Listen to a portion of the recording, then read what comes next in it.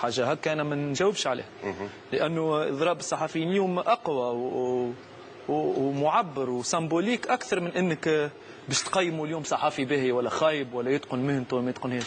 هذيك سي اوتر شوز، هذيك خانه ذريحه قالت مسحوره دون لو سونس كي ما تلقاش انت مبرر الغلطه كبيره تولي تشوف عيوب العباد ولا عيوب الصحفيين. انا كمواطن تونسي اليوم وكفنان في نفس الوقت يشرفني اللي عندي صحافه اليوم نشوفها بالقوه ذي وتدافع على فكرتها وتدافع على حريتها، خاطر اللي يلزم الوعي اللي وراء هذا. راه الصحافه اليوم ولا الفنان كي يتكلم وكي يدافع على رايه وحريه تعبيره راهو مش قاعد يدافع على حاجه، راهو الصحافه مش قاعدين. الصحافه ذيك حق المواطن في المعلومه. الصحافه اليوم حق المواطن في المعلومه الصحيحه والشفافه. اليوم انت كي تقتل حريه التعبير وتقتل الصحافي ما يتكلمش وتولي برامج كلها تلمع في صوره الكرسي، خيبة المسعى. لأنه اليوم تولي عنا مواطن بلاش مراية، مواطن بلاش فكرة، مواطن ما عادش توصل له المعلومة، يولي زاد بيدو اللي شدد الكرسي عنده تصويرة مش متاعو، تصويرة هكا هو محلاه بوغوس مزيان وهو il devient de plus en plus monstre. فهمتني؟ دونك اليوم اللي شدد الكرسي ذكي واللي عنده رؤية حقيقية لبلاده ويحبها يلزمه بالعكس، يلزمه يكون هو إذا جوزته الأمور، خاطر باش توصل صحافة هكايا سيكو جوزته الأمور برشا، نقولوا ما عملهاش، نقولوا مثلا ماهاش على سوء نية حتى ولو إن كانت على حسن نية. إذا جوزتك الأمور هكايا يلزمك الغلطة ذي تخرج وتربح بها بونتو وظهر، خاطر توا ما عادش بيدينا نحن، هذه تصويره للعالم الكل قاعد يتفرج فينا. دونك يلزمك كيفاش تخرج اليوم وتمنع، مش تولي تلقى لهم في عيوب وتولي حرب ما توصل لحتى شيء. على خاطر انا في نفس الوقت نفرح اني صحافه توصل هذايا، في نفس الوقت نمرض زاده اللي نلقى روحي اليوم كفنان ولا كصحافي نعاود في المعركه من الاول جديد. انا عندي ايماج حلوه ياسر. كان نسالكم الزوز شدينا من نهار الثوره لليوم دو بوزيتيف، بخلاف مشات ناس الله يرحمهم ودماء وعباد ضربت وناس في الحبس وتعذبت. فما حاجتين كيرون مع اللي يقعدوا في الاستوار لي بلو بيل ليماج. لو 14 جونفي كي اتحد الشعب التونسي وقال ديجاج، الكلمه ذيك قاعده سامبوليك باش تقعد للتاريخ. عباد تمشي والكلمه ذيك والمومون ذيك كي تسال تونسي مهما كان الحكومه بيدها والناس اذوما ونحن فخور بالنهار هذاك. انت هذاك هو لو بارفان الروح نتاع الثوره. ونهار اخر اللي التونسي لقى به المواطنه نتاعو. علاش انا كلمه مواطن نقول فيها فرحان؟ خاطر ما كنتش مواطن انا في عهد بن علي والعهود هذيك، كنت ان سو سيتويان مش مواطن. توا المواطن نتاعي وقتاش وصل، سامحني نكمل فكرتي. المواطن نتاعي حقق وحس بوجوده نهار اللي انتخبنا، نهار اللي انتخبنا وهدينا للناس اللي شاد الحكم اليوم ترايك الكرسي. والسمبول نتاع هذيك الاخرى السمبول نتاعها ديكا شنيا؟ الصباع وبالازرق، بالازرق. حتى سراج الغنوشي خرج عمل هكا. نحن اعطيناهم. نواصل مع سمير ديلو. آية سي سمير ما يعاب. يا ريتك قطعت وقت قال لك نكمل قبل ما نكمل.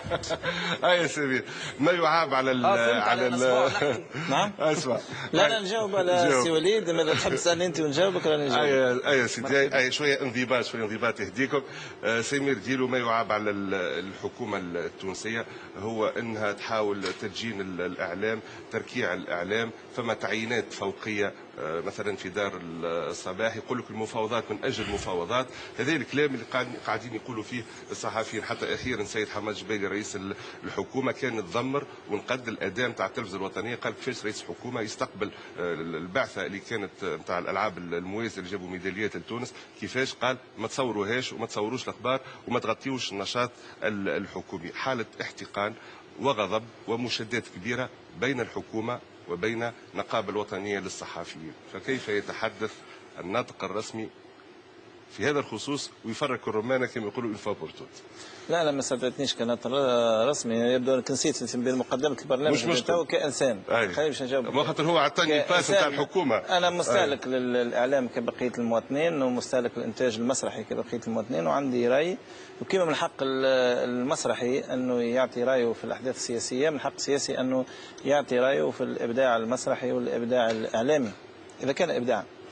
المسألة هذه الإشكال فيها هو أن المدخل المنهجي لها يلزم يكون عبر المقولة المستعملة في تراثنا وتاريخنا وعند علمائنا اللي هي تحرير الخلاف. وين المشكلة بالضبط؟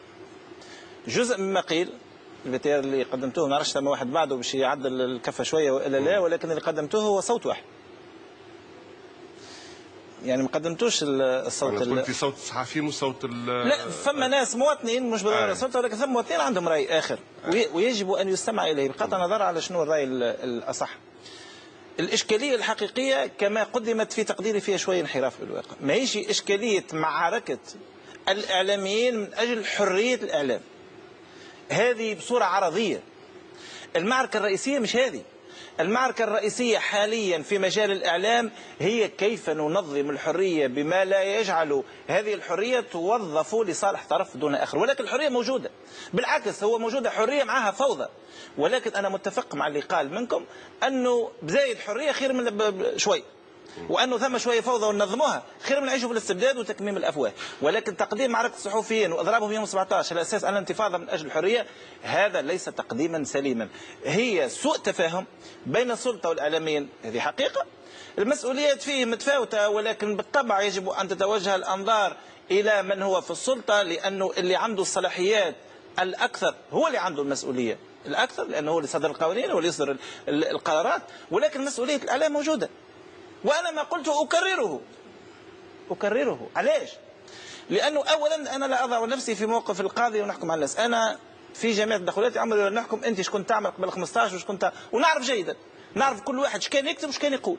ولكن حتى التونسي حاليا ما ينجم ينصب روحه ويحكم على تونسي آخر، لأنه ثم ناس تورطوا، ثم القضاء يتكفل بهم، وثم ناس اخرين تو العداله الانتقاليه، ثم ناس اخرين بينهم بين ربي، وثم ناس اخرين اللي هما كانوا مغلوبين على امرهم. ما تجيش المواطن التونسي تقول له علاش كي كان يوقفك البوليسي تقف، والا علاش كيف يقولوا لك هات ما تعطي 50 دينار يدخل ولدك يقيد، والا تاخذ اعانه واذا ما تدفعش.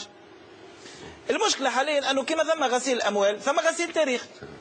ثم ناس اليوم فلوس اللي جابوها بالرشوه وجابوها بالفساد يجي يتبرع الأحزاب ويعطي مقر الحزب بدون مقابل، ويعمل روضة ولا حتى إملاء قرآني، ويعمل اصطفات يكتب عليه هذا من فضل ربي، ويولي مواطن صالح.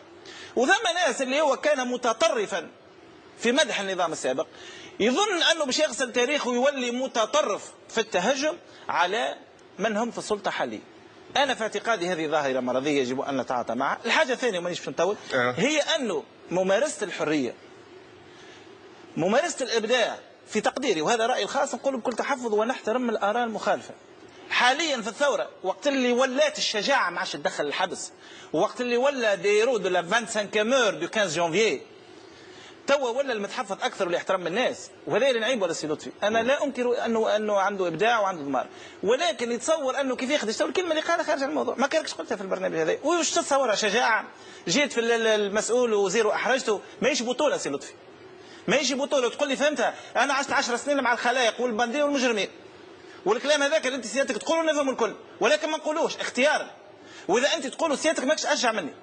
واذا تتصور انه كي تجي تقف في مسرحيه وتقول الكلام وتخلخل المقدسات والا الممنوعات ولا مش عارف شنية اللي هو ما يقولوهمش، مش معناها انت اكثر ابداعا منهم ولا اكثر شجاعه منهم.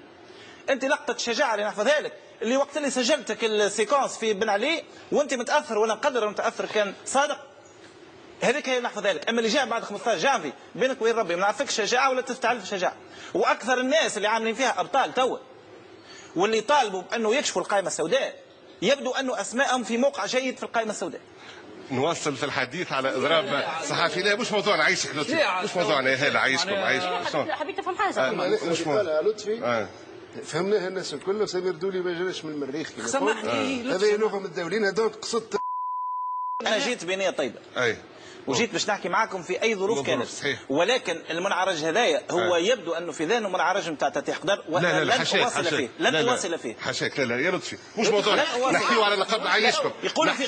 نحكيو على اضراب الصحفيين مش موضوعنا. اي سيدي نحكيو على اضراب يا لطفي عايشك. واحد يقول لهم كلمه يا سي سمير يا سي سمير. لا والله لا والله لا. لم انسحب في حياتي من برنامج وانا حضرت لنا بنيه طيبه ولم اكن انوي الانسحاب، ولكن والله مش عارف. والله لا.